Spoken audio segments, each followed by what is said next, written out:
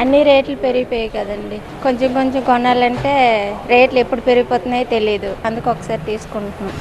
Oil పెరిగిపోతుందన్న ఆలోచన మీద ఇంకా తీసుకున్నాం. గ్యాస్ కూడా పెద్ద బండ్లు 1800 ఉండేది, ఇప్పుడు 2100 అయిపోయింది. ఇంక వ్యాపారాలు అంటే కష్టమే.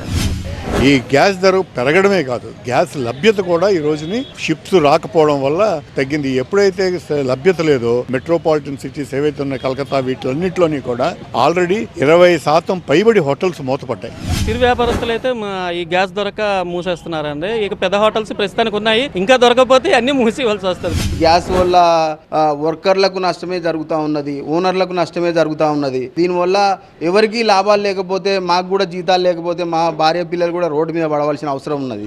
వ్యాపారం వదులుకోలేని పరిస్థితి, అట్లానే గ్యాస్ లేకుండా చేయలేని పరిస్థితి, కొట్టిమిట్టాడుతాం. ఇంకొక వారం రోజుల్లో చెరువు ఎండిపోయిన చేపల్లాగా మేము బయటపెట్టిపోతాం. రాష్ట్ర వ్యాప్తంగా రెస్టారెంట్స్ పొరపాటున క్లోజ్ చేయడం కానీ, ఐటమ్స్ లేక కస్టమర్ వెనక్కి పంపించడం కానీ జరిగితే కనుక దీని యొక్క ప్రభావం రెస్టారెంట్ ఓనర్ల మీదే కాకుండా ప్రత్యక్షంగాను పరోక్షంగాను మా మీద డిపెండ్ అయ్యే ఎన్నో మంది కార్మికుల మీద, వాళ్ళ కుటుంబాల మీద పడబోతుంది. ఒక్కసారి కనుక గ్యాస్ ఆగితే వ్యవస్థే ఆగిపోతుందండి. ఒక హోటల్ రంగానికే కాదు, నగర ప్రజలకి, రాష్ట్ర ప్రజలకి, దేశ ప్రజలకు కూడా అది అసలు చాలా ఇబ్బందికరమైన పరిస్థితి.